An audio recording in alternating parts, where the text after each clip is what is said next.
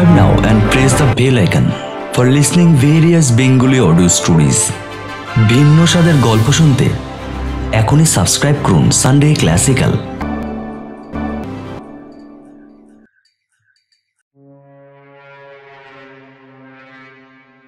Hello dear friends, Sunday ক্লাসিক্যালে আবারও একবার আপনাদেরকে স্বাগত জানাচ্ছি। আমি তপন। বিভূতিভূষণ বন্দ্যোপাধ্যায় ও তার সুযোগ্য পুত্র তারাদাস বন্দ্যোপাধ্যায়ের হাত ধরে বাংলা সাহিত্যে আবির্ভাব ঘটেছিল একটি বিখ্যাত চরিত্র তারানাথ তান্ত্রিক। আজ সানডে ক্লাসিক্যালে আপনারা শুনবেন বিখ্যাত লেখিকা সঞ্চারী ভট্টাচার্যের কলমে তারানাথ তান্ত্রিক ও সেই পোড়ো বাড়ি।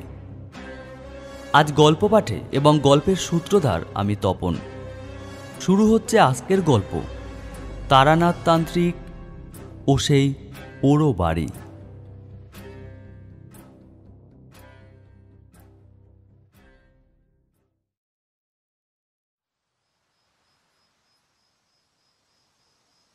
কিশোরী, চলো চলো, আমাদেরকে আজকে তাড়াতাড়ি ঠাকুরমশাইয়ের বাড়িতে যেতে হবে। এমনিতে অনেক দেরি হয়ে গেছে, এরপরে আরো দেরি করে গেলে ঠাকুরমশাই রাগ করবেন যে। কিশোরীকে এই কথাগুলি বলবার সাথে সাথেই সে বলল, তুমি এসব নিয়ে এত চিন্তা করো না। আমি ঠাকুরমশাইয়ের জন্য পাসিং শো আর সেই সঙ্গে তেলে ভাজার প্যাকেটটাও নিয়ে নিয়েছি। এবারে শুধু যাওয়ার পালা। মটলেনের রাস্তা ধরে যেতে কিন্তু বেশ মনোরম লাগবে। শীতকাল তো নেই, তারপরে আবার দক্ষিণা বাতাস বইছে। এই সময় ভূতের গল্প একেবারে জমে ক্ষীরা। কি বলো বিভূতি? আমি কিশোরীর কথার উত্তরে বললাম, হ্যাঁ সে আর বলতে, জমে তো যাবেই, কিন্তু ওদিকে ঠাকুরমশাই কি আর আমাদেরকে আজকে গল্প শোনাবেন? দেখো গিয়ে, তিনি হয়তো জ্যোতিষবিদ্যার বই মুখে করেই বসে থাকবেন কারোর প্রতীক্ষায়। তিনি তো আমাদেরকে দেখলেই আজকাল বড্ড চটে যাচ্ছেন, বুঝেই উঠতে পারছি না কেন। হয়তো অতীতের অনেক কথাই, অনেক ঘটনাই তাকে খামোকা তাড়া করে বেড়াচ্ছে, সেই কারণেই হয়তো এমনটা হচ্ছে। কিশোরী বলল, না, সেরকম কিছু না। তবে কি জানো, প্রতিটি মানুষের জীবনেরই একটা দিক আছে। তিনি আগের ঘটে যাওয়া ঘটনাগুলোকে আর নতুন করে মনে করতে চান না। দেখো না, মনে করালেই উনি কেমন বিমর্ষ হয়ে যান। এগুলোই হচ্ছে ওনার কষ্টের প্রমাণ। এই কারণেই উনি এমনটা করে থাকেন। সে যাই হোক না কেন, আজকে উনি কোনোভাবেই আমাদের ফিরিয়ে দেবেন না। জানি না কেন আমার মন বলছে উনি ঠিকই আমাদেরকে গল্প বলবেন। যেমন গল্প শুনতে চাইব তেমনই বলবেন। আমি কিশোরীকে জিজ্ঞাসা করলাম, ঠাকুরমশাইয়ের কাছে আজকে তুমি কেমন গল্প শুনতে চাইবে কিশোরী? কিছু ভেবেছো সে বিষয়ে? হ্যাঁ, সে আর বলতে, ভেবেছি তো বটেই। আমি ভাবছিলাম, এখন তো শীত আর সেভাবে নেই, ভোরবেলা যদিও বেশ ঠান্ডা ঠান্ডা লাগে। এখন তো চারদিকে দক্ষিণা বাতাস, আর তার মধ্যে যদি আসে ভয়ঙ্কর এক ভূত। এইরকম পরিস্থিতিতে যদি ওনার কাছ থেকে এরকম একটা ভয়ের গল্প যদি শুনতে পারি না, কেমন হবে বলো তো? একটা ভয়ঙ্কর ভূতের গল্প মন্দ হয় না কিন্তু, কি বলো? নিজেদের মধ্যে এই সকল বিষয়ে কথা বলতে বলতেই আমরা পৌঁছে গেলাম তারানাথ তান্ত্রিকের ভিটের একেবারে সামনে। দেখলাম চারি কলতলায় বসে ভিজে ভিজে কাপড় চোপড় কাঁদছে। আমি তাকে উদ্দেশ্য করে বললাম, এত ঠান্ডার মধ্যে ভিজে ভিজে তুমি জামা কাপড় কাচ্ছো চারি? ঠান্ডা লেগে গেলে শরীরটা খারাপ হয়ে যাবে যে, তারপরে কি হবে? এমনিতেই তো এই গোটা সংসারটা এত অল্প বয়সে তোমাকেই সামলাতে হচ্ছে। শরীর খারাপ হয়ে পড়লে তোমাকে কে দেখবে, আর সংসারটাও কে চালাবে বলো দেখি? হ্যাঁ, ও কিছু না কাকা বাবু, আমি এই সবেমাত্র শুরু করলাম কাচা। তোমরা এসেছো যখন ভেতরে চলো কাকা বাবু, বাবা এতক্ষণ ধরে তোমাদের অপেক্ষাই করছেন। এসো, ভেতরে এসো। আমরা চারির কথা শোনার পরে এক বুক আশা নিয়ে ভেতরে চলে গেলাম। দেখলাম ঠাকুরমশাই বসে রয়েছেন। আমাদেরকে দেখা মাত্রই তিনি একগাল হেসে বললেন, আরে এসো এসো, এত খারাপ পরিস্থিতিতেও যে তোমরা আসবে সেটা তো আমি ভাবতেই পারিনি। এসো বসো। এতদিন যা ঠান্ডা পড়েছিল এখন তো বেশ কম। এখন তো গল্প ভালোই জমবে, হ্যাঁ কি বলো? আমি ঠাকুরমশাইকে উদ্দেশ্য করে বললাম, "হ্যাঁ, সে বেশ ভালোই করেছেন ঠাকুরমশাই। আপনি যে আমাদের প্রতীক্ষায় রয়েছেন এটা জেনেও বেশ ভালো লাগছে। এত দূর থেকে আপনার কাছে ছুটে আসবার তো একটাই কারণ, সুন্দর সুন্দর কাহিনী শুনব। আপনার কাহিনীগুলো তো শুধু কাহিনী নয়, মনে হয় যেন বাস্তবকে চোখের সামনে ফুটে উঠতে দেখছি।" ঠাকুরমশাই আমার কথা শুনে বললেন, এটা তো হওয়ারই ছিল বিভূতি, কারণ আমি যা বলি সেই সব কিছুই জেনে রেখো সত্যি, সবটাই আমার নিজের চোখে দেখা, নিজের মতন করে অনুধাবন করা। কিশোরী ঠাকুরমশাইকে উদ্দেশ্য করে বলে উঠল, তবে ভালোই করেছেন ঠাকুরমশাই। আজকে যে আপনি নিজের থেকেই আমাদের গল্প শোনাতে মনস্থির করেছেন এটাই বেশ চমকপ্রদ বিষয়। না হলে তো অন্যদিন আপনি জ্যোতিষবিদ্যার বিষয় নিয়ে নানান রকম চিন্তায় মত্ত থাকেন, কোনো না কোনো নতুন বিষয়কে নিয়ে আলাপ আলোচনায় মত্ত থাকেন। আমাদের কথা আপনার মনেই পড়ে না। ঠাকুরমশাই পুনরায় মৃদু হেসে বললেন, ব্যাপারটা তা নয় কিশোরী, ব্যাপারটা আরো অনেক গম্ভীর। এই সব ঘটনা অনেক আগের, বর্তমানে আমার একেবারে দেউলিয়া অবস্থাই বলতে পারো। জ্যোতিষশাস্ত্র নিয়ে পড়ে আমি এখান থেকে যা পাই তা দিয়েই কোনো রকমে সংসারটা চলে যায় আর কি। আর এই যে আমার বাচ্চা মেয়েটা, সে তো দিবারাত্র এই সংসারের জন্য খেটেই চলেছে।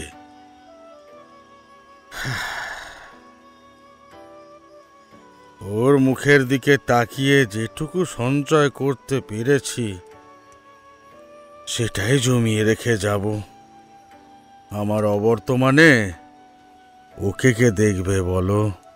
ঠাকুরমশাইয়ের কথাগুলো শুনে আমাদের মনটা বেশ আবেগপ্রবণ হয়ে উঠল। এরপরে কিশোরী হাতে থাকা পাসিং শো আর তেলে ভাজার প্যাকেটটা ঠাকুরমশাইয়ের দিকে এগিয়ে দিয়ে বলল, এই নিন ঠাকুরমশাই, এটা আপনার জন্য নিয়ে এসেছি। এটা দেখলে আশা করি আপনার মন ভালো হয়ে যাবে। চপের প্যাকেটটা হাতে পেতেই ঠাকুরমশাইয়ের মুখে হাসি ফুটে উঠল। তিনি চপের প্যাকেট থেকে একখানা চপ বার করে মুখে পুড়ে চিবোতে চিবোতে বললেন, বাহ বাহ বাহ, খুব ভালো করেছে তো আজকের চপটা। আরে নাও নাও, তোমরাও একটা করে চপ তুলে নাও দেখি। ঠাকুরমশাইয়ের কথা ফেলতে পারলাম না। আমরা ওই চপের প্যাকেটে হাত ঢুকিয়ে একখানা করে চপ তুলে মুখে পুরলাম। এরপরে দেখলাম চারি হঠাৎ ঘরে ঢুকে এলো। কাকাবাবু, এই নাও মুড়ি মাখা আর গরম গরম চা। আমার হাতের মুড়ি মাখার স্বাদ নাকি তুমি ভুলতেই পারো না। চলো, খেতে খেতে গল্প জমবে ভালো। কিশোরী ঠাকুরমশাইকে উদ্দেশ্য করে কিছু একটা বলতে যাবে, এমন সময় ঠাকুরমশাই নিজের থেকেই আমাদের দিকে প্রশ্ন ছুঁড়ে দিয়ে বললেন,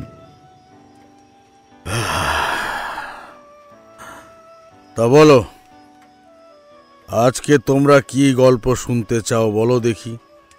আমি তোমাদেরকে না হয় সেই কাহিনী শোনাবো। ঠাকুরমশাই নিজের মুখে এই কথাটি বলবার সাথে সাথেই আমি তাকে উদ্দেশ্য করে বললাম, ঠাকুরমশাই, ঠান্ডা তো আর খুব একটা নেই, রাতের দিকে একটু ঠান্ডা পড়ে অবশ্য। এখন তো ঠান্ডার রেসটা একটু কমেছে, মাঝে মাঝে দক্ষিণা বাতাসও চলে আসছে। আপনি না হয় এই সময় একটা জমজমাট ভৌতিক গল্প বলুন। আরাম করে বসে বসে এই রাতে একটা অশরীরীর কাহিনী শুনলে একেবারে মন্দ হবে না কিন্তু। ঠাকুরমশাই আমাদের কথা শুনে মৃদু হাসলেন। তারপর আমাদেরকে উদ্দেশ্য করে বললেন, বেশ বেশ, তবে তোমাদেরকে এই রকমই একটা কাহিনী আজকে আমি শোনাবো। এই ঘটনাটা ঘটেছিল আজ থেকে প্রায় 40 বছর আগে। মাসানতলা নামে একটি জায়গা ছিল। সেটাকে তোমরা একটা গ্রাম বলতেই পারো। গ্রামকে কেন্দ্র করে বয়ে গেছিল এক বিশাল বড় নদী, আর ওই নদীকে কেন্দ্র করেই গ্রামের মানুষের জীবন এবং জীবিকা গড়ে উঠেছিল। সময়টা তখন ছিল শীতকাল, একেবারে হাড় কাঁপানো ঠান্ডার সময়। আমি তখন সদ্যই সাধনার কাজ সমাপ্ত করে বেনারস ধাম থেকে ফিরেছি। নিজের গ্রামে এসে ভেবেছিলাম যে বেশ কিছুদিন এবার একটু বিশ্রাম নেব, কিন্তু সে আর হলো কই। পরিস্থিতি কি কখনো মানুষের পিছু ছাড়ে? আমাদের সকলেই যে পরিস্থিতির দাস। কিশোরী তারানাথকে উদ্দেশ্য করে বলল, কেন ঠাকুরমশাই, ওই শীতকালে কি আবার কারোর উপস্থিতি লক্ষ্য করেছিলেন আপনি? কিশোরীর কথা শুনে ঠাকুরমশাই তাকে জবাব দিয়ে বললেন, হ্যাঁ, সেই রকমই একটা কিছু বলতে পারো। তবে সেটা যে এমন নিদারুণভাবে ঘটবে সেটা আমি কল্পনাও করতে পারিনি। একদিন নিজের বাসভবনে জানলার দিকে তাকিয়ে বসে আছি। বাইরে শীতল বাতাস বইছে। সন্ধে পার হয়ে রাতের মায়াবী চাদরে ঢেকে পড়েছে গোটা গ্রাম। এমন সময় দরজায় কড়া নাড়ার শব্দ হতেই আমি তো স্তম্ভিত হয়ে পড়লাম। নিজের মনে মনে বললাম, এই সময় আবার কে এসে উপস্থিত হলো? একেই তো বাইরে এমন নিদারুণ ঠান্ডা, তারপরে আবার এমন সজোরে কড়া নাড়ার শব্দ। জানি না বাবা, দরজার ওপারে কি আছে। কড়া নাড়ার শব্দটা দেখলাম ক্রমাগত বেড়েই চলেছে। বুঝলাম এটা কোনো অপদেবতা বা অপশক্তির কাজ হতে পারে না। নিশ্চিতভাবেই দরজার ওপারে দাঁড়িয়ে রয়েছেন কোনো সাহায্য প্রার্থী। তা না হলে এমন হিমশীতল পরিবেশে কেই বা সাহায্যের জন্য দৌড়ে দৌড়ে আসবেন? এই ভেবে আমি দরজার দিকে এগিয়ে গেলাম। তারপরে শিকল সরাতেই দেখলাম হন্তদন্ত হয়ে এক ভদ্রলোক আমার ঘরের ভিতরে ঢুকে এলেন। লোকটির অমন অবস্থা দেখেই আমি চমকে উঠলাম। তারপর লোকটিকে উদ্দেশ্য করে জিজ্ঞাসা করলাম, এ কি, কে আপনি? আর এইভাবে আমার বাসায় এসে উপস্থিত হয়েছেন? কোনো বিশেষ কারণ রয়েছে নাকি? লোকটির মুখের দিকে তাকাতেই আমার শরীরের রক্ত একেবারে হিম হওয়ার উপক্রম হলো। লোকটির মুখ চোখের অবস্থায় বলে দিচ্ছিল তার অস্বাভাবিকত্বের কথা। তিনি তো তখন কথা বলবার অবস্থাতেই নেই, সেটা আমি স্পষ্ট অনুমান করতে পারছিলাম। আমি লোকটিকে ব্যতিব্যস্ত না করে ঘরে এসে বসতে বললাম। এরপরে জলের গ্লাসটা তার দিকে এগিয়ে দিতেই সে ঢক ঢক করে জলটা খেয়ে ফেলল। তারপরে আমার দিকে তাকিয়ে হাত জোড় করে বলল, দয়া করে আমাকে সাহায্য করুন। আমি অনেক বিপদে পড়ে আপনার কাছে আজকে ছুটে এসেছি। লোকটির মুখে এই কথা শুনে আমি তাকে বললাম, আপনি কে? আর দয়া করে আগে আপনার পরিচয়টা দিন। লোকটি একটু নড়ে চড়ে বসল আর তারপরে আমাকে উদ্দেশ্য করে বলল, আমি আমি আমি মাসানতলা থেকে আসছি। এটা একটা ওই কম জনবসতি অধ্যুষিত এলাকা বলতে পারেন, অনেকটা গ্রামেরই মতন, কিন্তু ঠিক গ্রাম বলা চলে না। জনা কয়েক মানুষজন মিলেই অঞ্চলটি গড়ে তুলেছিলেন। পূর্বে এখানে জনঘনত্ব তেমন একটা ছিল না বললেই চলে, কিন্তু পরবর্তীকালে ধীরে ধীরে বাণিজ্যিক পরিকাঠামোকে কেন্দ্র করেই অঞ্চলটিতে জনমানুষের সমাগম বৃদ্ধি পেয়েছে বইকি। আমিও কিছুটা সেই কারণেই আমার পরিবার নিয়ে ওই অঞ্চলে থাকবার জন্য এসেছিলাম। আমি পেশাগতভাবে একজন ব্যবসায়ী, আমার মাছের ব্যবসা রয়েছে। আমার নামটাই বলা হয়নি, আমার নাম সূর্য কিশোর। হ্যাঁ, আমার পরিবারে রয়েছে আমার স্ত্রী, একটি মেয়ে এবং আমার বৃদ্ধ মা। আমার বাবা মারা গিয়েছে শৈশবেই। মা কিছুকাল আমার দেখাশোনা করেছিলেন, সেই সময় আমি পড়াশোনার সুযোগ পেয়েছিলাম। তবে ম্যাট্রিক পাশ করবার পর থেকেই আমাকে সংসার রক্ষার কাজে হাত দিতে হয়েছিল, কারণ আমার মায়ের পক্ষে সংসার চালানোর মতো অনুকূল স্বাস্থ্য অবস্থা ছিল না আর কি। তিনি অসুস্থ হয়ে পড়েছিলেন, ফলে একজন পুত্র সন্তান হিসেবে সংসারের সমস্ত দায় দায়িত্ব যেভাবে একজনকে কাঁধে তুলে নিতে হয়, আমাকেও বলতে পারেন কিছুটা সেইভাবেই নিজের দায়বদ্ধতা থেকে সমস্ত দায়িত্ব নিজের কাঁধে তুলে নিতে হয়েছিল।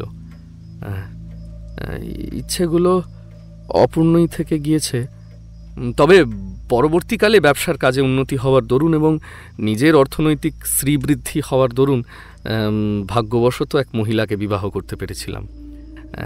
এখন বলতে গেলে আমার পরিপূর্ণ সংসার।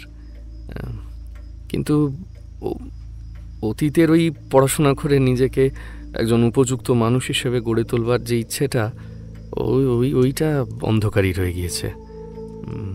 ব্যবসার সূত্রেই মাসানতলাতে আমি এসেছিলাম আর কি। সেখানে এসে কোথায় থাকবো এটা ভাবতে ভাবতে দিকবিদিক ঘুরে বেড়াতে হয়েছিল। বেশ কটা দিন ঘুরে বেড়ানোর পরে একটা বাড়ির সন্ধান পেয়েছিলাম। বাড়িটা একটু পুরনো বলতে পারেন, তবে বসবাসযোগ্য হওয়ায় আমি নাকচ করতে পারিনি। আমার বাড়িটা ওই নদীর থেকে খুব বেশি দূরে নয়, ফলত ব্যবসার কাজে সুযোগ সুবিধে পাবো বলেই ওই বাড়িটার প্রতি আকর্ষণটা স্বভাবতই আমার বৃদ্ধি পেয়েছিল। এত পর্যন্ত বলে সূর্যকিশোর চুপ করে যেতেই আমি তাকে পাল্টা প্রশ্ন করে বসলাম, তাহলে আবার সমস্যা কোথায় হচ্ছে? সবকিছুই তো স্বাভাবিক রয়েছে দেখছি, তাহলে এমন হন্তদন্ত করে আমার খোঁজ করার প্রয়োজন কি? সূর্যকিশোর পুনরায় আমাকে উদ্দেশ্য করে বলল, না, আমি কখনোই জানেন অলৌকিক কোনো বিষয়ের প্রতি বিশ্বাস রাখিনি। এমনকি ছোটবেলা থেকেই আমাকে অনেক বিপর্যয়ের মুখে পড়তে হয়েছিল বলেই ঈশ্বরের প্রতিও আমার তেমন বিশ্বাস নেই বললেই চলে। আমাকে নাস্তিক বলতে পারেন। একটি বৃদ্ধ লোকের কাছ থেকে আমি বাড়িটি কিনে নিয়েছিলাম। খুবই অল্প টাকায় লোকটি আমাকে বাড়িটি বিক্রি করে চলে গিয়েছিলেন। উনি এখানকার বাসিন্দা হলেও বর্তমানে উনি বিদেশে থাকেন।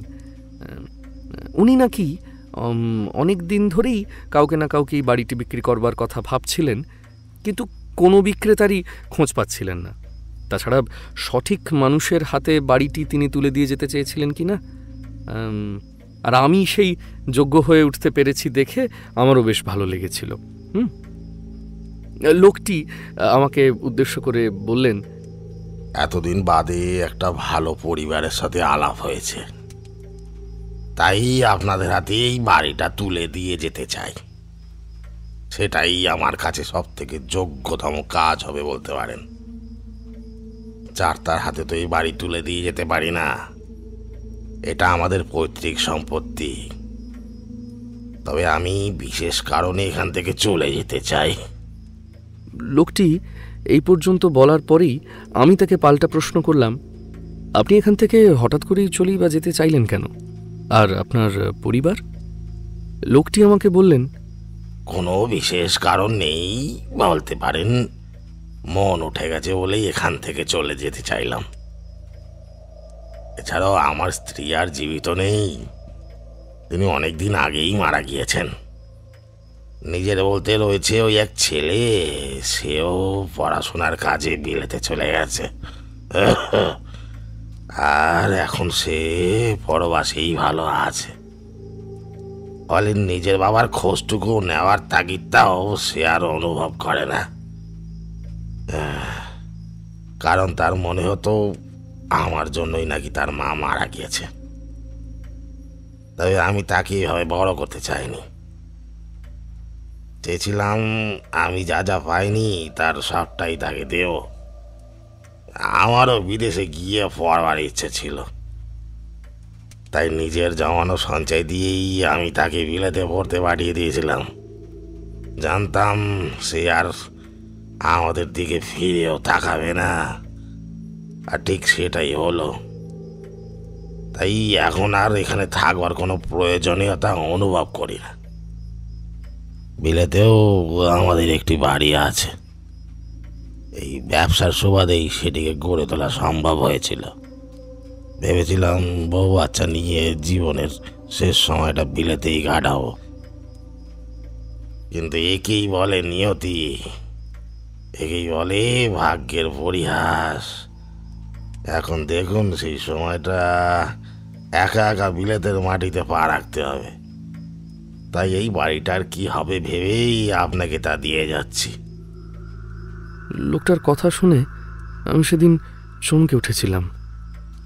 এত কম টাকায় কেউ এত বড় একটা বাড়ি এভাবে বিক্রি করে দিতে পারে? সত্যি সেটা আমার মনকে নানানভাবে ভাবিয়ে তুলেছিল। মনের মধ্যে হাজারো প্রশ্ন উত্থাপিত হয়েছিল ঠিকই, তবে সেগুলোর সমাধান খুঁজে বার করবার মতন পরিস্থিতি বা উপযুক্ত সময় সেটা ছিল না ভেবেই আমি চুপ করে গিয়েছিলাম। আমি লোকটিকে একটি প্রশ্ন অবশ্যই করেছিলাম, আপনি বাড়িটা আমাকে বিক্রি করে দিয়ে যাচ্ছেন তো বুঝলাম, কিন্তু সেটা কি চিরকালের জন্য, নাকি আবার পরবর্তীতে আপনি বাড়িটা ফেরত নেওয়ার জন্য দাবি করবেন? চিন্তা নেই, এই বাড়িটাই আপনাকে সব কিছু বুঝিয়ে দেবে। তাই অকারণে ভেবে এত অস্থির হবেন না। আর আপনার সন্দেহ নিরসনের জন্য এই বাড়ির দলিলটা আপনার হাতেই দিয়ে গেলাম। দেখুন নিচে আমার স্বাক্ষর রয়েছে। আমি বাড়িটা আপনার নামেই করে দিয়েছি। আপনি এখন থেকে যতদিন খুশি আপনার পরিবার নিয়ে এই বাড়িটায় থাকতে পারবেন। আমি এই বাড়িটার প্রতি আমার আর কোনো টান নেই বললেই আমি আপনাকে এত অল্প টাকায় দিয়ে দিতে পারলাম। জানেন তো, এই বাড়িটা আমার স্ত্রীর খুব প্রিয় ছিল। ওর মত অনুযায়ী এই বাড়ির আদব কায়দা চলতো, এমনকি বাড়িটাও তৈরিও হয়েছিল ওর মতো করে। ও চলে যাওয়ার পর থেকেই এই বাড়িটা আমাকে গিলে খেতে আসতো। আমি এখানে একাই থাকতাম, কিন্তু আর ভালো লাগছে না। তাই ভাবলাম চলে যাই। তাই যা পাওয়া যায় তাই দিয়ে এই বাড়িটা বিক্রি করে চলে যাওয়ার কথা ভেবে নিয়েছি। আমি আসলাম, সাবধানে থাকবেন। লোকটির মুখে ওই সাবধানে থাকবেন কথাটি আমাকে বারবার জানি না কেন ভাবিয়ে তুলছিল। মনে হচ্ছিল লোকটি আমার কাছে কিছু একটা লুকিয়ে যেতে চাইছেন। অতীতের কোনো একটা না বলার রহস্যকে তিনি ওই দলিলের মধ্যেই কোনো একটা কোণে সাব্যস্ত করে চলে গেলেন। তবে সত্যি কথা বলতে কি, কোনো কিছুরই কোনো আপেক্ষিক যুক্তি সচরাচর নির্দিষ্ট সময়ের পূর্বে খুঁজে পাওয়া যায় না। আমার ক্ষেত্রেও বলতে পারেন তেমনটাই ঘটেছিল। কিন্তু বাড়িটা যে অভিশপ্ত সেটা কিছুদিন পর থেকেই আমি আন্দাজ করতে পেরেছিলাম। সূর্য কিশোর এত পর্যন্ত বলে থামতেই আমি তাকে পাল্টা প্রশ্ন করলাম, তবে কি ওই বাড়িটার মধ্যেই তুমি কোনো অপশক্তির আভাস পেয়েছ? আর তার চেয়েও বড় প্রশ্ন হলো যে তুমি আমার খোঁজ পেলে কোথায়? আমি খেয়াল করলাম সূর্য কিশোরের চোখ জলে ছলছল করে উঠেছে। এরপর সে আমাকে উদ্দেশ্য করে বলল, বর্তমানে কেবল আমি আর আমার কন্যা ওই বাড়িতে থাকি, তবে কন্যাকে সুরক্ষিত রাখবার জন্য ওই বাড়িতে রাখতে পারিনি। আমার দূর সম্পর্কের এক আত্মীয়ের কাছে তাকে রেখে এসেছি। তিনি কলকাতা নিবাসী। তার কাছ থেকেই এই কথায় সেই কথায় আপনার নামটা খুঁজে পেলাম। তিনি পূর্বপাড়ার একটি গ্রামে আপনাকে দেখেছিলেন। আপনি যেভাবে একজন দুস্থ মানুষকে সহায়তা করেছিলেন সেটি তিনি নিজের চোখে দেখেছিলেন। তাই যদি এই পরিস্থিতিতেও আপনি কোনোভাবে সাহায্য করতে পারেন সেই ভেবেই উনি আপনার কথা বলেছেন, আর আমি তার জন্যই আপনার কাছে আজ ছুটে এসেছি। ওই বাড়িতে এমন কিছু রয়েছে যা আমার সর্বস্ব কেড়ে নিয়েছে। এখন আমি প্রায় নিঃস্ব। এমনকি আমার ব্যবসা পাতি সব কিছু শেষ হয়ে গিয়েছে। মাত্র 6 মাসের মধ্যেই জানেন আমার জীবনটা একেবারে শ্মশানে পরিণত হয়েছে। আমি ওখানেই প্রাণত্যাগ করতে চেয়েছিলাম, কিন্তু আমার মনে হলো সে আমাকে শান্তিতে মরতেও দেবে না। আমার থেকেও তার মুক্তিটা বেশি প্রয়োজন, আর সেটা অনুধাবন করেই আমি আপনার কাছে ছুটে এসেছি। বাবা, আপনি ছাড়া কেউ ওই বিদেহী আত্মাকে মুক্তিদান করতে পারবে না। আপনি আমাকে সাহায্য করবেন তো? বলুন না, আপনি আমাকে সাহায্য করবেন তো? সূর্য কিশোরের মুখে এই কথাটি শোনা মাত্রই আমি পুনরায় চমকে উঠলাম, আর তারপর তাকে উদ্দেশ্য করে বললাম, জানি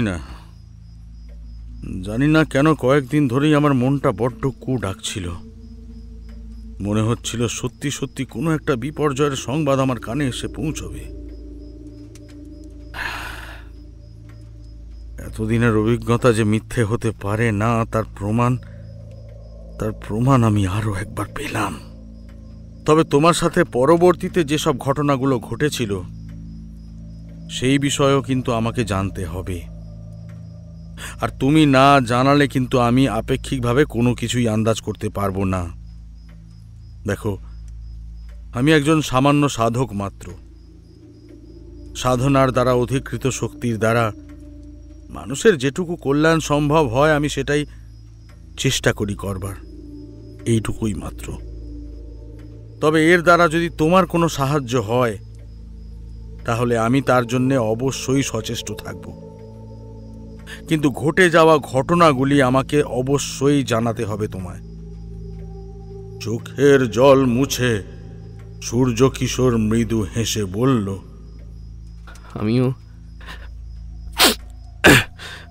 আমিও জানি যে যা নেই তা আপনি ফিরিয়ে আনতে পারবেন না। তবে আপনি যে আমার এটুকু কথা রাখতে রাজি হয়েছেন সেটাই আমার কাছে অনেক বড় বিষয়।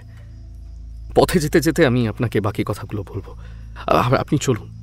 সেদিন রাতে আমি সূর্য কিশোরকে আমার বাসাতেই থাকার জন্যে অনুরোধ করলাম। পরের দিন ভোর হতেই আমরা সব জোগাড় যন্ত্র করে বেরিয়ে পড়লাম মাসানতলা গ্রামের উদ্দেশ্যে।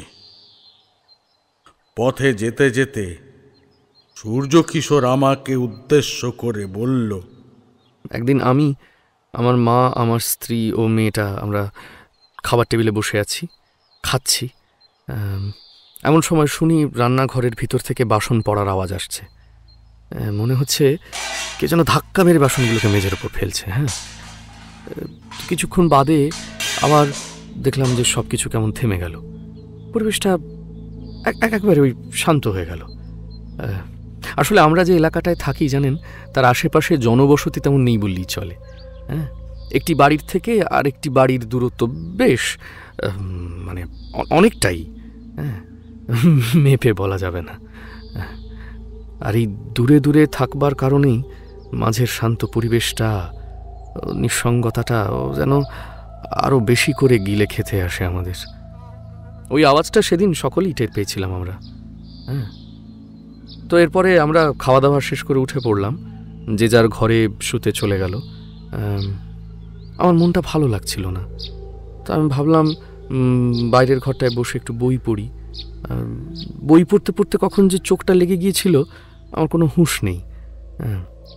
এমন সময় শুনি যে কেউ যেন আমার মায়ের কণ্ঠে আমাকে নাম ধরে ডাকছে, সূর্য কিশোর। এই সূর্য কিশোর, এদিকে তাকা, এদিকে তাকা না। আমি যে চলে যাচ্ছি রে বাবা, আর যে তোর সাথে সাক্ষাৎ হবে না। চিরকালের জন্য চলে যাচ্ছি তোদেরকে ছেড়ে।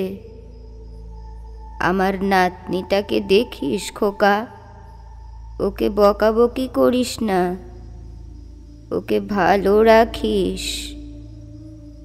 এই কথাগুলি স্বপ্নের ঘোরে শুনেছি। হ্যাঁ, এমনটা বুঝতেই অনেকটা সময় লেগে গিয়েছিলাম। তারপরই চোখ খুলে হুড়মুড়িয়ে উঠে বসে পড়লাম। দেখি মায়ের ঘরের দরজাটা সামান্য খোলা। হ্যাঁ, ঘরের ভিতরে একটা হালকা হলুদ রঙের আলো জ্বলছে। এমন সময় রান্নাঘরের থেকে একটা খটখট শব্দ কানে এলো। আমার হাত থেকে সাথে সাথে বইটা মেঝেতে পড়ে গেল। আমি সেটিকে কুড়োতে যাব, এমন সময় সামনের দিকে তাকিয়ে দেখি রান্নাঘরের দরজাটাও খোলা। আমাদের ওই গ্রামে রাতের দিকে বেশ ঠান্ডা পড়তো।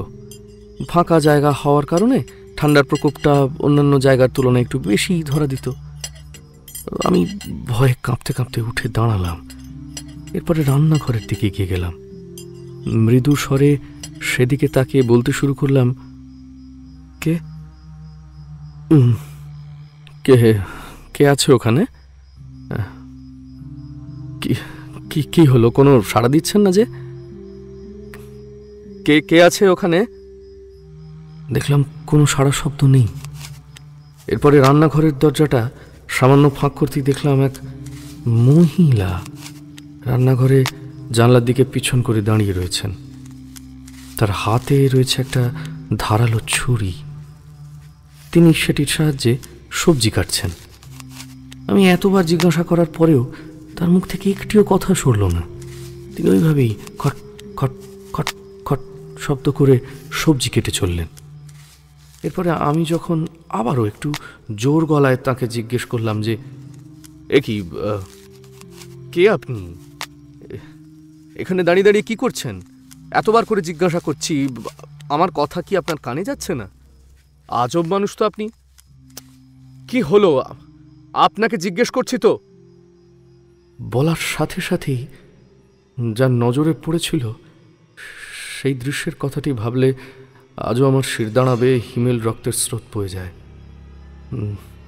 দেখলাম মহিলাটির শরীরটা রান্নাঘরের জানলার দিকেই রয়েছে, কিন্তু শুধুমাত্র শিরটা ঘুরে গিয়েছে আমার দিকে। আর তার হাতে থাকা ওই ধারালো চাকুটা দিয়ে তিনি হাতটিকে আমার দিকে বাড়িয়ে দিয়ে বললেন,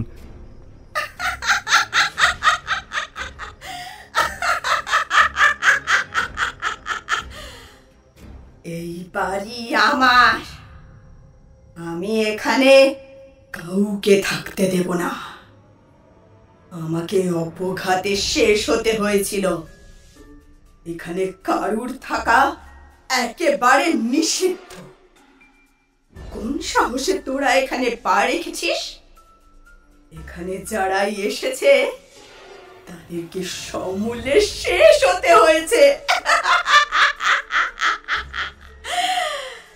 সকলেই চলে গেছে এখান থেকে।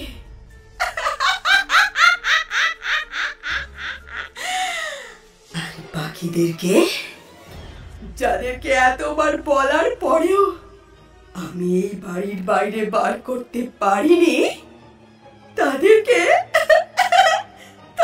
আমি নিজের হাতে কেটে খেয়ে ফেলেছি। ঠিক এইভাবে।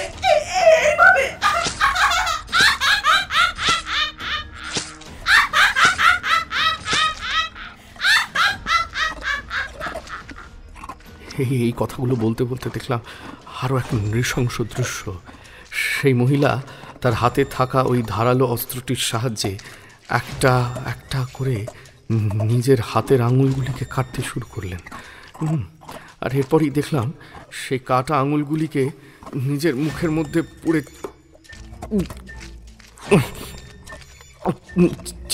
চিবোতে লাগলেন আর কি। হ্যাঁ, আর তার ওই ঠোঁটের কোণে একটা ওই তাজা রক্ত গড়িয়ে পড়তে শুরু করলো। তিনি ওই ভয়ানক তির্যক লাল চক্ষু নিয়ে আমার দিকে তাকিয়ে বললেন, কিরে, এরপরেও এখানে থাকবি? কিরে বল, চুপ করে রয়েছিস কেন? বল আমাকে, এরপরেও এখানে থাকবি?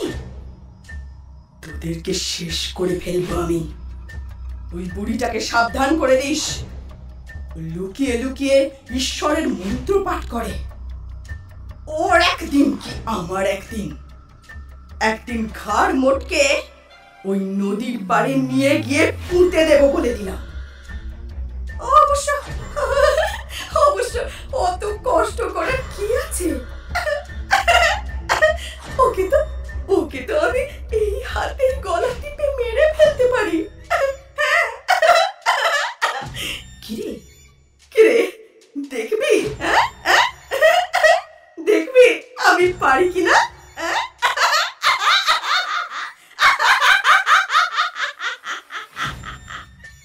এই বলি দেখলাম সেই মহিলা আমার চোখের সামনে থেকে একেবারে গায়েব হয়ে গেলেন। আর তারপরেই আমার বৃদ্ধা মায়ের ঘর থেকে আর্তনাদের শব্দ ভেসে আসতে শুরু করলো। আমার মা গোঙাতে লাগলেন। আমি দরজার কাছে গিয়ে দাঁড়াতেই আমার দিকে হাত বাড়িয়ে উনি প্রাণ ভিক্ষা চাইতে লাগলেন। পাশে নজরটা যেতেই দেখলাম ওই প্রেতিনী দাঁড়িয়ে রয়েছে, আর সে তার হাত দিয়ে আমার মায়ের গলার নলিটা সজোরে টিপে ধরেছে। আমার মায়ের মুখ থেকে কোনো আওয়াজ বেরোচ্ছে না, আর গোঙাতে গোঙাতে আমার মায়ের দমটা যেন হঠাৎ বেরিয়ে গেল। দেখলাম চোখটা স্থির হয়ে রয়েছে দরজার দিকে, মুখ দিয়ে একটিও আওয়াজ বেরোচ্ছে না। আমি ওইখানে দাঁড়িয়ে ঠক ঠক করে কাঁপতে লাগলাম। নিজের মাকে নিজের চোখের সামনে শেষ হতে দেখো আমি কিছুই করে উঠতে পারলাম, কিচ্ছু করে উঠতে পারলাম। আমি কেবল কেবল কেবল ফ্যালফ্যালে একটি দৃষ্টি নিয়ে চেয়ে রইলাম তার দিকে। এরপরে সেই প্রেতিনীকে আর দেখতে পেলাম না। মা মারা গেলেন। পরের দিন স্ত্রীকে এই সম্পূর্ণ ঘটনাটি বলতে গিয়ে আরও একটা নতুন সত্যি বাইরে এলো। আমার স্ত্রী আমাকে বলল, আমিও একদিন রান্নাঘরে ওই রকমই একটি মহিলাকে দাঁড়িয়ে থাকতে দেখেছিলাম। এমন সময় দেখি আলোগুলি জ্বলছে আর নিভছে। আমি ওই মহিলাটিকে ওইভাবে সবজি কাটতে দেখেছিলাম, কিন্তু তাকে অপরিচিত লাগার কারণে আমি তাকে কোনো নাম ধরে সম্বোধন করতে পারিনি। কিন্তু কিছুক্ষণের মধ্যেই দেখলাম রান্নাঘরের আলোটা কাঁপতে কাঁপতে হঠাৎ ভেঙে একেবারে চৌচির হয়ে গেল।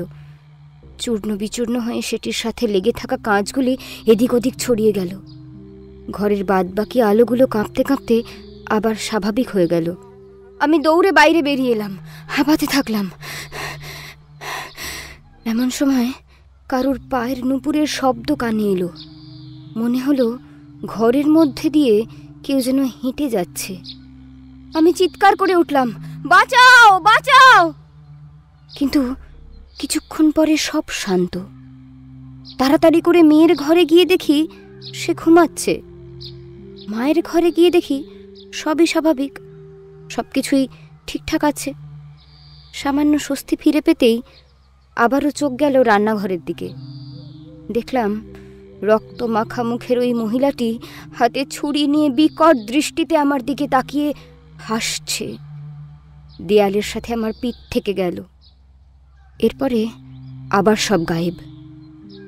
সব কিছু চোখের সামনে থেকে সরে গেল নিমেষে। আমার চিৎকার শুনে মা সেদিন ঘরের বাইরে বেরিয়ে এলেন, কিন্তু আমি কিছুই তাকে বোঝাতে পারলাম না।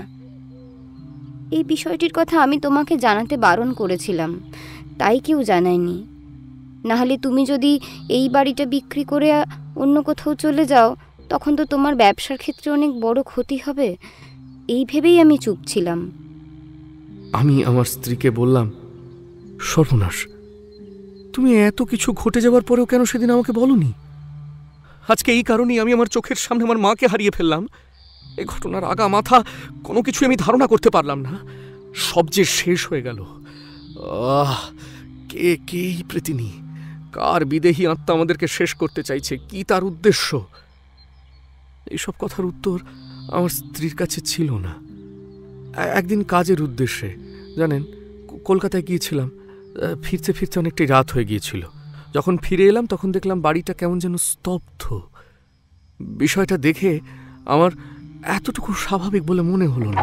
আমি তাড়াতাড়ি করে ঘরের দরজা খুলে ভিতরে ঢুকতেই দেখলাম রান্নাঘরের দরজার কাছে আমার স্ত্রী শুয়ে রয়েছে, চোখ দুটো হাঁ করে খোলা, চিলে কোঠার দিকে চোখ দুটো একেবারে স্থির হয়ে রয়েছে। হাতে দেখলাম সেই ছোড়াটা, গলার নলি আর হাতের শিরাগুলোকে কেউ যেন কেটে দিয়েছে।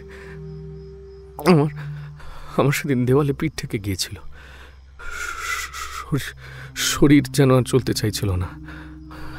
আমি অগত্যা দারোগাকে খবর দিলাম, তারা এসে তদন্ত করলেন, কিন্তু কিসের থেকে এই মৃত্যু তার কোনো কিছুই জানা গেল না।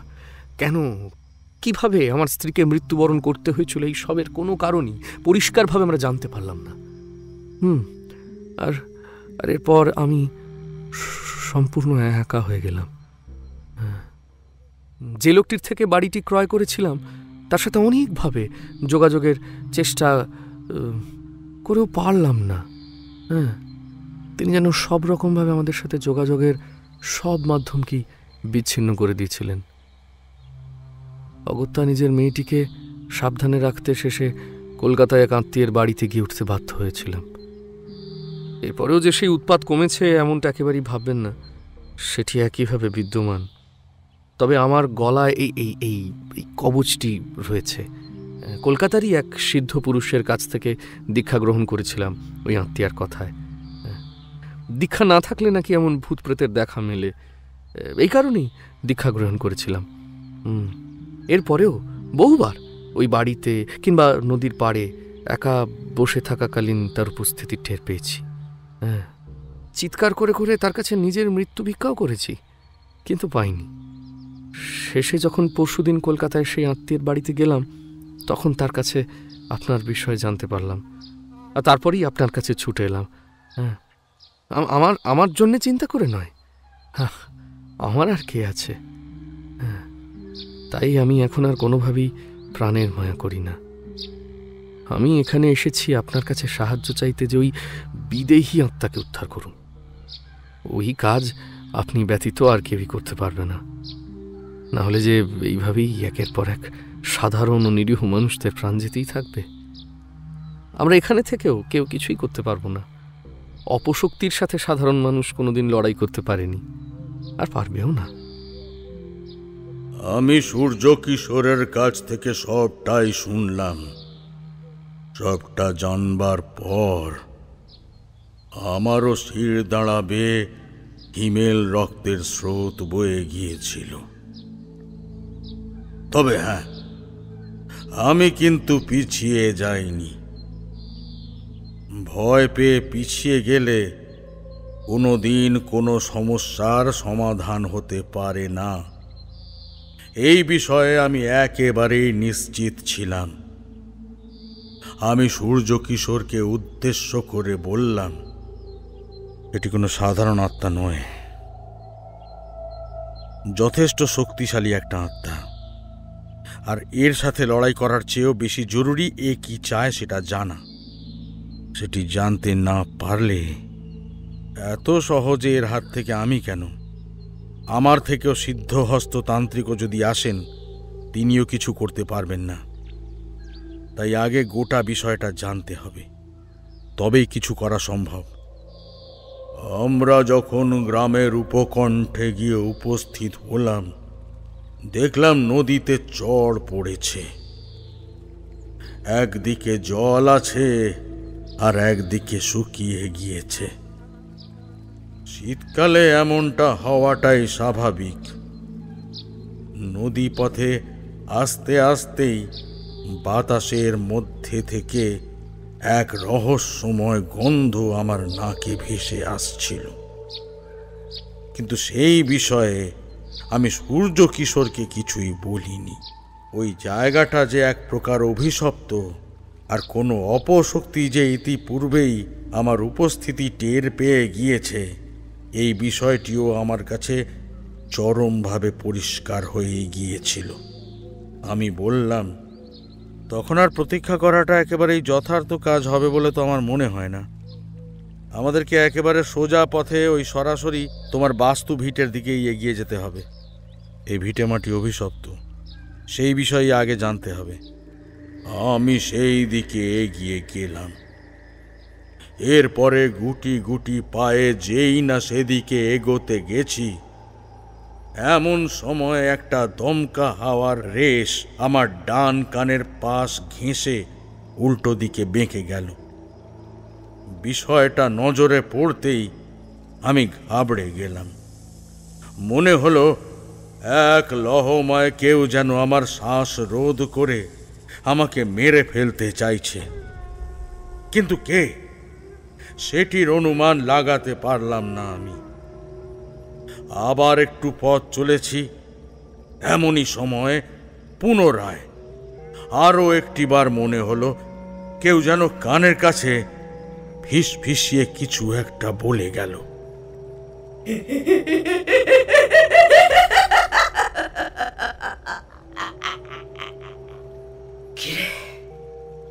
তোকে কে এনেছে এখানে? কি চাস তুই?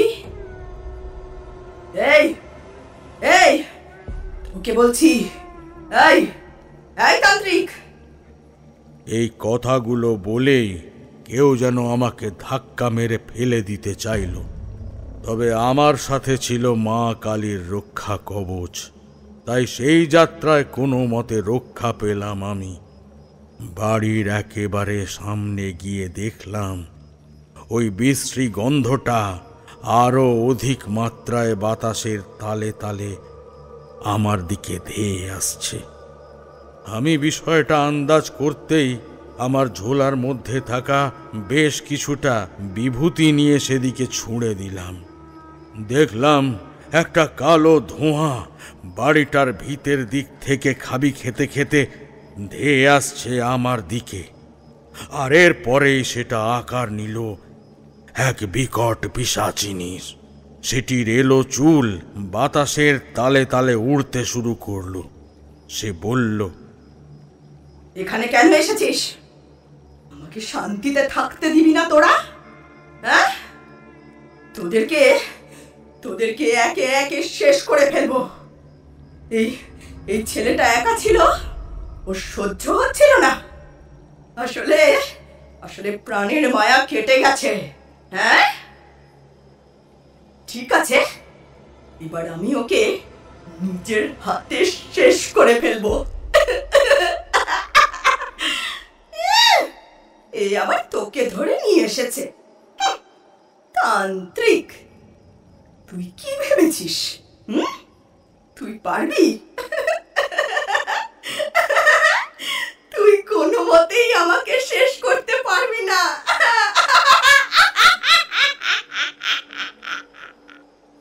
কথাগুলো বলেই গায়েব হয়ে গেল সেই প্রেতিনী।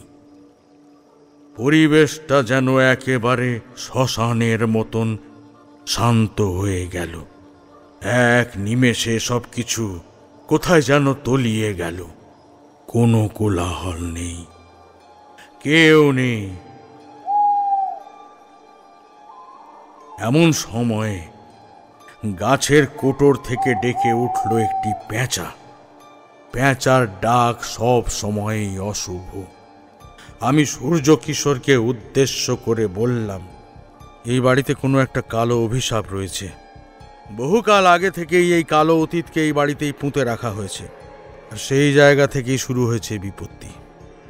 এই কালো অতীতের সাথে জড়িয়ে আছে আরও কোনো বড় রহস্য, যাকে এত সহজে তুচ্ছ করে দূরে ঠেলে সরিয়ে দেওয়া যাবে না। সেটাই খুঁজে বার করতেই হবে আমাকে। সূর্য কিশোর আমাকে বলল, না, আপনি কি কিছু দেখেছেন নাকি? এখানে কি কারোর অস্তিত্ব খুঁজে পেয়েছেন? দেখুন, আমি যেটুকু দেখবার সেটা দেখেছি। সে আমাকে দেখা দিয়েছে, কিন্তু তুমি দেখতে পাবে না, কারণ তোমার সেই শক্তি নেই। এসো এসো, এবার ওই বাড়ির ভিতরে যাওয়া যাক। তবে হ্যাঁ, তুমি কিন্তু সব সময় আমার সাথে সাথে থাকবে। আমি না বললে কিন্তু বাইরে বেরোবে না, কারণ এই বাড়ির ভিতরেই সে রয়েছে। সকলের অলক্ষ্যে আমাকে একটা গোলাকার পরীক্ষা কাটতে হবে। লাল বর্ণের কুমকুমের সাহায্যে তৈরি করতে হবে এই পরীক্ষাটিকে। আর তার মধ্যে বসেই আমাদেরকে ধ্যান করতে হবে। আর এরপরে তন্ত্রের নানান রকম কৌশল অবলম্বন করে আমাদেরকে ডাকতে হবে সেই প্রেতিনীকে। সে আসবে। সে যতক্ষণ না পর্যন্ত নিজের আসল সত্যের সাথে আমাদের পরিচয় করাচ্ছে, ততক্ষণ পর্যন্ত আমরা তার সম্পর্কে কিছুই জেনে উঠতে পারবো না। এটা মনে রেখো। আমরা ঘরের ভিতরে মোমবাতি জ্বালিয়ে লাল কুমকুমের সাহায্যে ওই পরীক্ষাটি কাটলাম। এরপরে তার মধ্যে বসে এক মনে ধ্যান করতে শুরু করলাম আমি। আমার কথা মতন সূর্য কিশোরও সেটির মধ্যেই বসে রইল। এরপরে শুরু হলো সেই প্রেতিনীর তাণ্ডব। সামনে জ্বলতে থাকা ওই মোমবাতির শিখাগুলি একে একে নিভিয়ে দিতে লাগলো সে।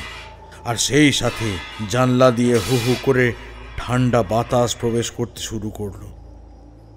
ঘরের মধ্যে থাকা জিনিসগুলি স্থান থেকে স্থানান্তরে ছড়িয়ে পড়তে লাগলো। এরপরেই দেখতে পেলাম সেই প্রেতিনীকে। সে আমাদের সম্মুখে এসে বলল, কেন ডেকেছিস? কেন ডেকেছিস আমাকে? এতদিনের ঘুম কাটিয়ে আমাকে আমাকে কেন ডেকে এনেছিস? জানিস না এই স্থান আমার? আমাকে আমাকে শান্তিতে ঘুমোতে দে। আমি সাথে সাথে তার দিকে গরম লঙ্কা পোড়া ছুঁড়ে দিতেই সেই প্রেতিনী চিৎকার করে উঠল। এরপর আমাকে বলল, কি জানতে চাস? এই যন্ত্রণা আর সহ্য করতে পারছি না। বল আমাকে, কি জানতে চাস? বল, জিজ্ঞাসা কর। আমি বললাম, এতক্ষণে তাহলে তোর কণ্ঠস্বর নরম হয়েছে, তাই তো? বল তুই কে, কি চাস তুই, আর কেন এইভাবে প্রতিটা মানুষের ক্ষতি করে যাচ্ছিস? কেন এভাবে সকলের জীবনগুলো নিয়ে ছেলেখেলা করছিস তুই? কি পাচ্ছিস তুই? সে অট্ট হাস্যে ফেটে পড়ল।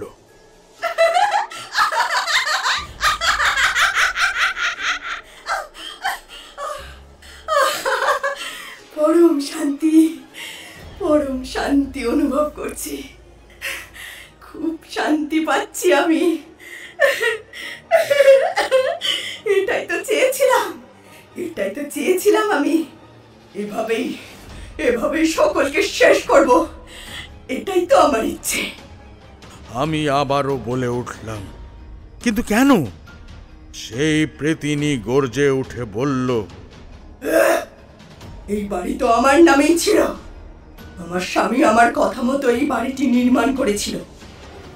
পরে আমি তার ভাগ্য লক্ষ্মী হয়ে ঝরে পড়েছিলাম। আমাকে বিয়ে করে আনবার পর থেকেই তার ব্যবসা একেবারে ফুলে ফেঁপে উঠল। এত টাকা সে কোথায় পেয়েছিল? আমার জমা পুঁজির থেকে দিয়েছিলাম তাকে, দান হিসেবে তাকে দিয়েছিলাম। আর সেটিকে আমার অসহায়তা ভেবে নিয়েছিল। আমার যেটা মন চাইতো সেটাই করতাম আমি। কিন্তু ধীরে ধীরে, ছলে বলে কৌশলে আমার স্বামী আমার কাছ থেকে সবকিছু কেড়ে নিল। গোপনে লিখিয়ে নিল নিজের নামে। তারপরে আমাকে একঘরে করে দিল। আমি বিষয়টি জেনে বাড়াবাড়ি করতে লাগলাম। তখন আমার ছেলের বয়স 5 বছর। একদিন আমি ওই রান্নাঘরে দাঁড়িয়ে সবজি কাটছিলাম। আমার স্বামী পিছন থেকে এসে ধারালো ছুরির সাহায্যে আমার গলার নলিটা কেটে দিল। নিজের স্বামীর জন্য এত কিছু করলাম, সে আমার কথা একটি বারের জন্যও ভাবলো না। সেই থেকে আমি পুরুষ জাতিকে ঘৃণা করি। আমার ছেলেকে আমারই চোখের সামনে মেরে ফেললো ওই লোকটা। এরপরে আমাকে আর আমার ছেলেকে পুঁতে দিল এই বাড়ির পিছনের জমিতে। এই বাড়ির মালিকানা তৈরি করলো নিজের নামে। আর লোকের কাছে বলে বেড়ালো যে আমরা নাকি বিলেতে চলে গেছি। ছেলেকে নাকি বিলেতে পড়তে পাঠিয়েছে। আমরা দুজনে এই বাড়ির মাটির নিচে পোঁতা রইলাম, আর সে নিজের মতন ফুর্তি করে বেড়াতে লাগলো। উফ, উফ, কি যন্ত্রণা!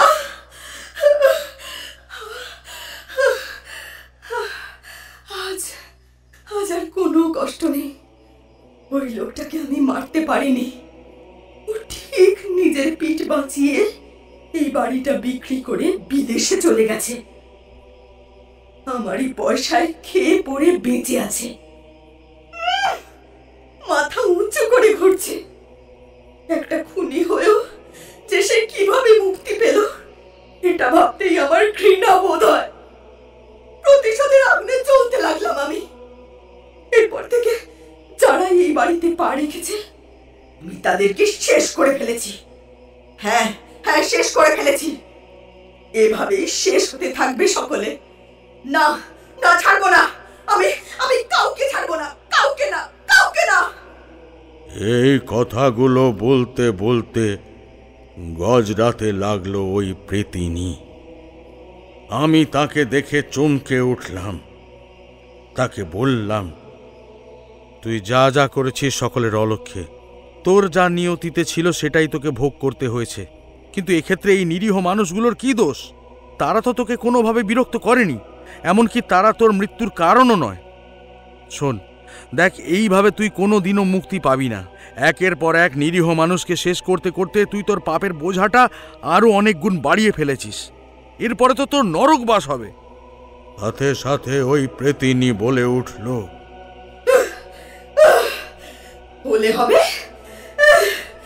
আমার কোনো পাপ বোধ নেই। না, আমার সাথে যা হয়েছে আমিও তাই করছি। আমার কি অপরাধ ছিল? হ্যাঁ, আমি নিজের সবটা দিয়ে আগলে রেখেছিলাম এই পরিবারকে।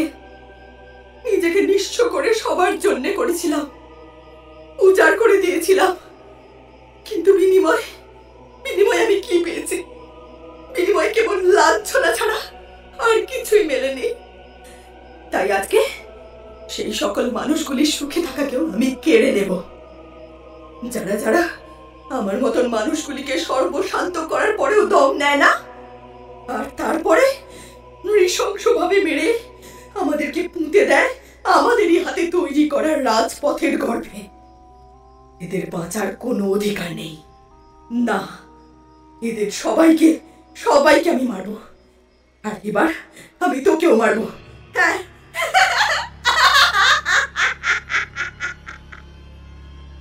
এই বলেই সেই প্রেতিনী যেই না সেই গোলাকার ক্ষেত্র পেরিয়ে আমার উপরে আঘাত হানতে চেয়েছে, এমন সময় আমার বারণ সত্ত্বেও সূর্যকিশোর সেদিকে এগিয়ে যেতেই দেখলাম সেই প্রেতিনী নিজের হাতে তার গলা কেটে মুন্ডটিকে দূরে ছুঁড়ে ফেলে দিল।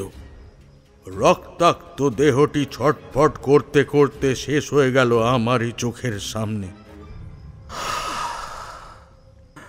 আমি তাকে রক্ষা করতে পারলাম না। আমার কাছে ছিল এক সুরক্ষা চক্র। সেটিকে জাগরিত করতে হলে এক বিশেষ মন্ত্র পড়তে হতো। আমি সেই মন্ত্রটি পাঠ করলেই সেই প্রেতিনীকে বাগে আনা সম্ভব ছিল। এই অবস্থার মধ্যেও আমাকে কষ্ট করে সেই মন্ত্র পাঠ করতে থাকতে হলো।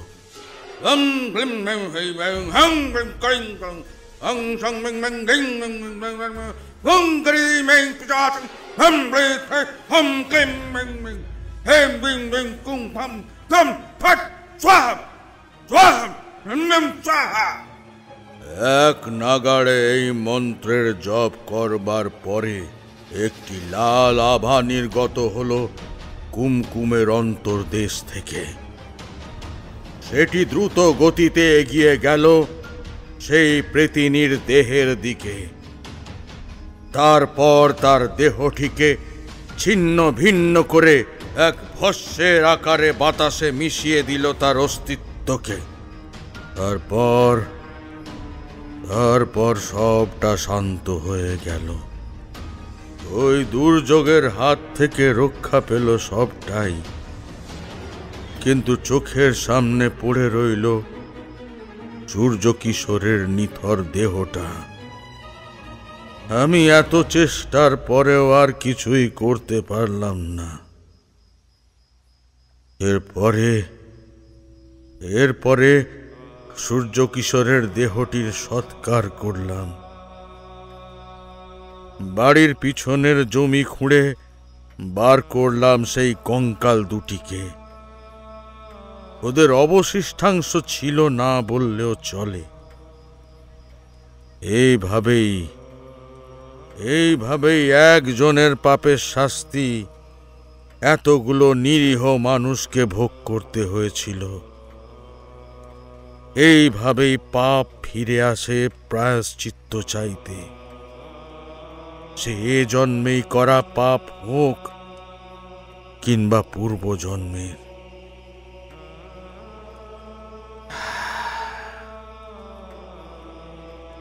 সবকিছুরই একটা পরিণতি আছে, এটা জেনে রেখো কিশোরী, আর সেটি খুবই সঙ্গীন, খুবই করুণ। ঠাকুরমশাই থামলেন। দেখলাম ওনার চোখটা ভিজে গেছে।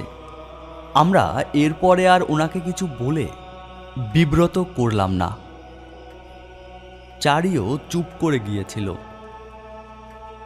এমন করুণ কাহিনীর কথা শুনলে সকলেই পাথর হয়ে যাবেন।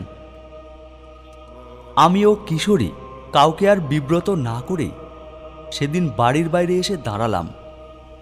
দিনের বেলায় ঠান্ডা না থাকলেও এই গভীর রাতে শীতটা যেন বেশ জাঁকিয়ে বসেছিল। এরপরে রাস্তা ধরে হাঁটতে হাঁটতে সেদিন বাড়ি ফিরে গিয়েছিলাম। তবে মনের মধ্যে গল্প শোনার ঝোঁকটা কিন্তু থেকেই গিয়েছিল। তারানাথের গল্প বলে কথা, ভোলাই যায় না। সব সময় যে উপরি পাওনা থেকেই যায়। অপেক্ষার প্রহর গুনতে থাকলাম।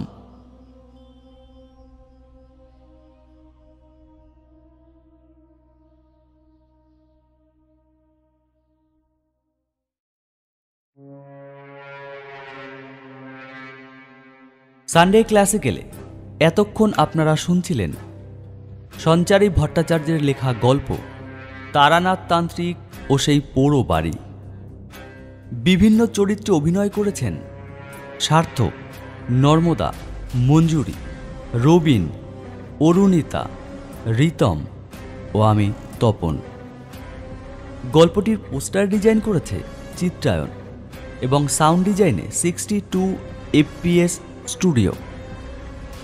বন্ধুরা, গল্পটি যদি আপনাদের ভালো লেগে থাকে তাহলে অবশ্যই লাইক, কমেন্ট, শেয়ার ও সাবস্ক্রাইব করতে ভুলবেন না। সকলকে একরাশ ভালোবাসা ও ধন্যবাদ জানিয়ে আজকের মতো শেষ করছি। নমস্কার।